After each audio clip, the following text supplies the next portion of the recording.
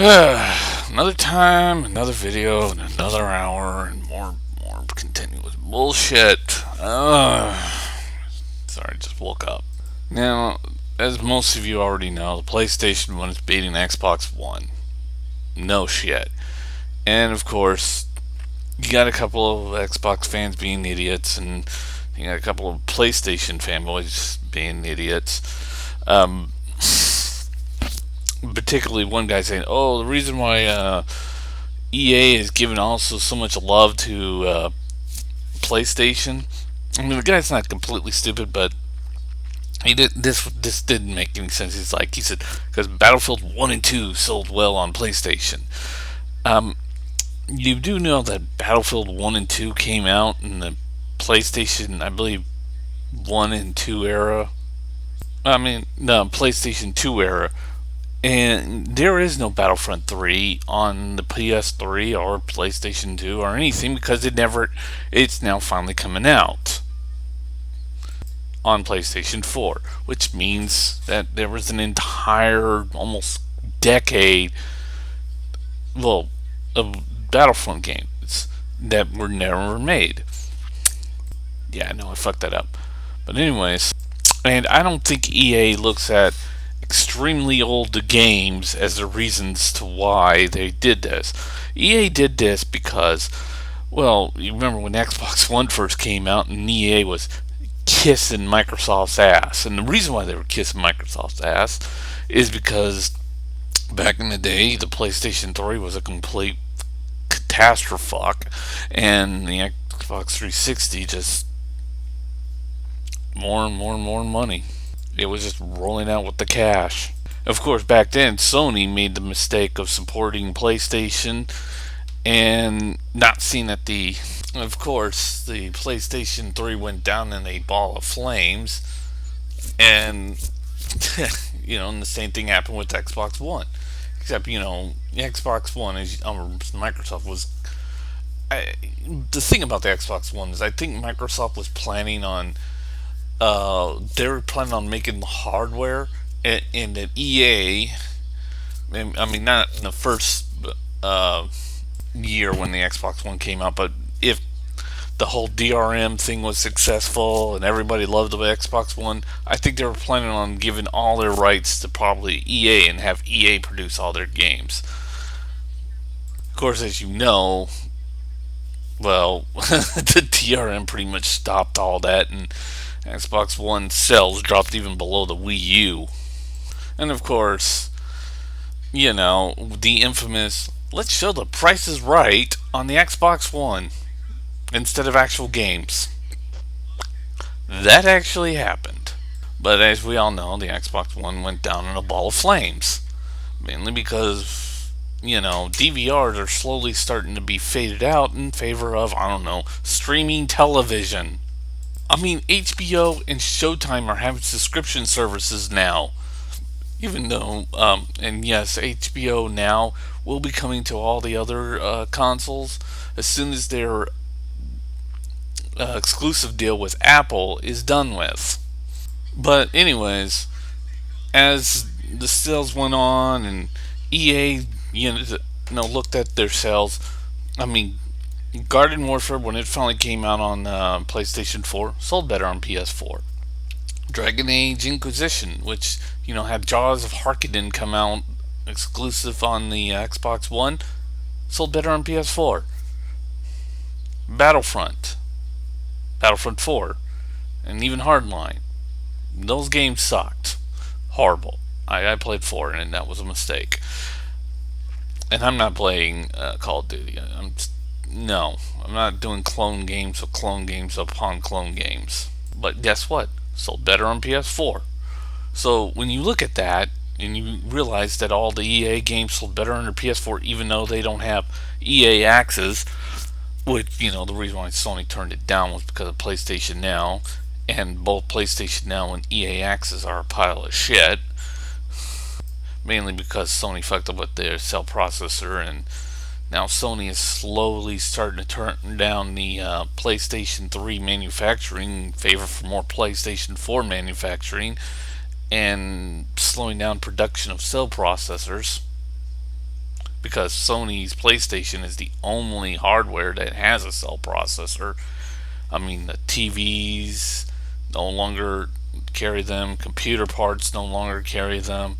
In fact, no computer company even carries cells anymore. And the cell is just an overpriced, dud. I'll sit on that.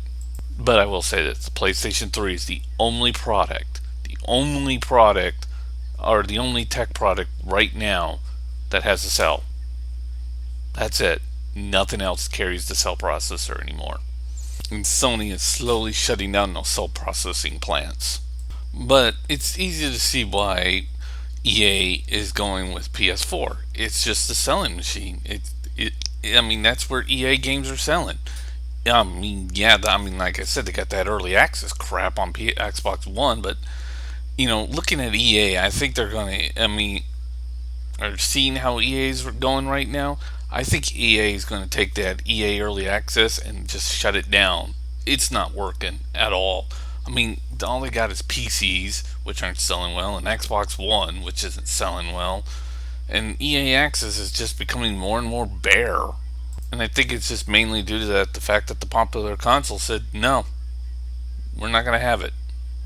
Somewhere down the line, we're going to see EA announcing that EA Access was being shut down. I kid you not. I think we're going to end up seeing that later in the future. So, with EA games selling better on PS4, and of course, in Dragon Age Inquisition, putting only one I mean, sorry, I got distracted with South Park. But anyways, EA Access, is just losing momentum, and all their games are selling better. And of course, the Dragon Age Inquisition add-on are just, working better on their PlayStation 4. And of course, even the game that came out on exclusively for Xbox One, which is Garden Warfare, and then later came out on PS4, sold better under PS4. EA's just noticing the writing on the wall and saying, yeah, we're going to advertise Star Wars Battlefront because, yeah, our shit's selling better than they're on anything else.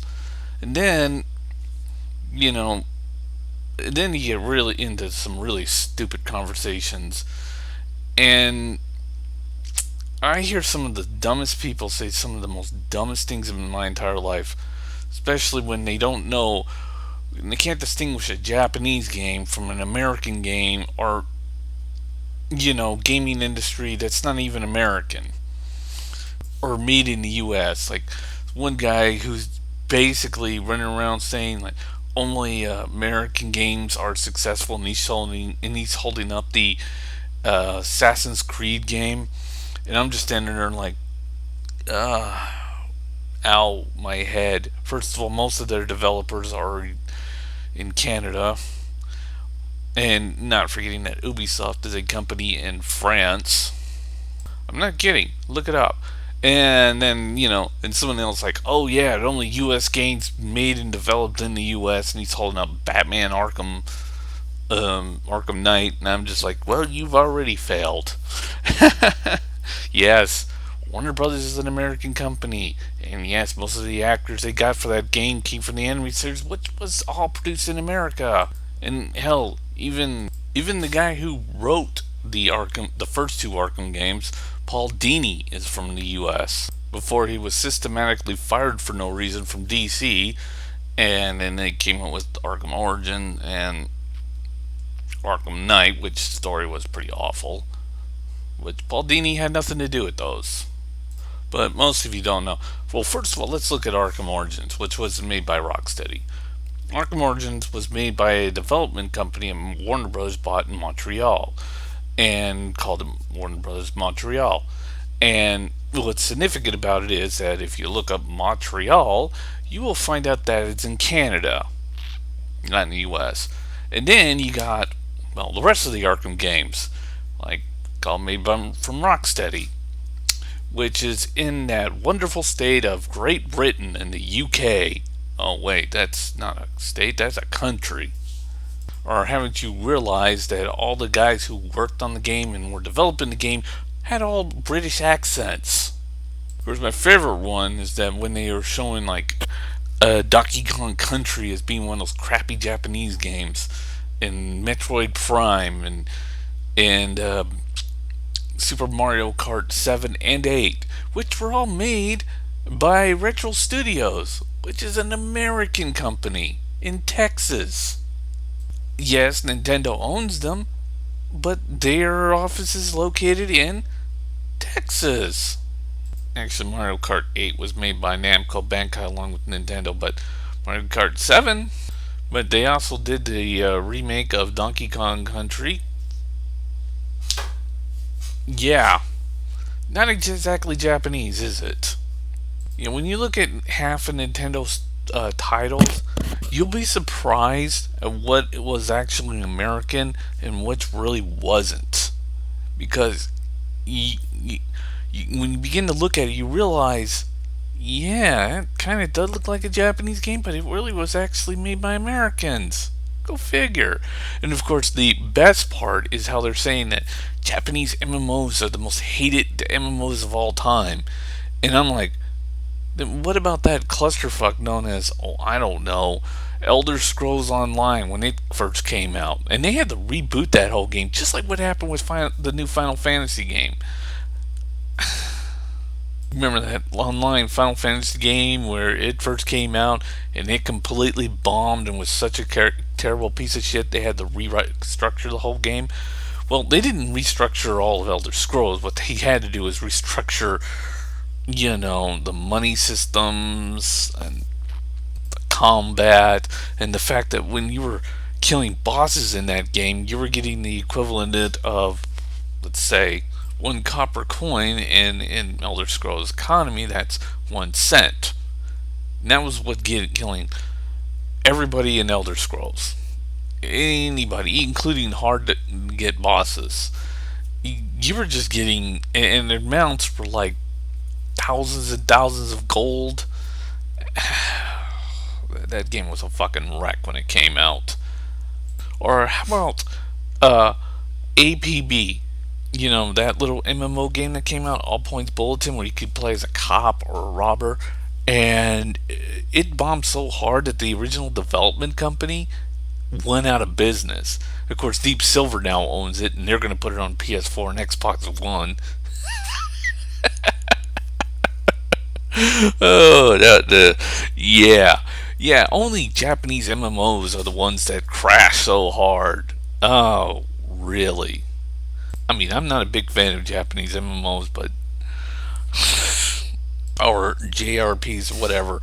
But let's face it, I've seen American MMOs fail spectacularly, and I mean they failed spectacularly. All Points Bulletin, Elder Scrolls Online being good examples of holy shit, American MMOs can bomb hard.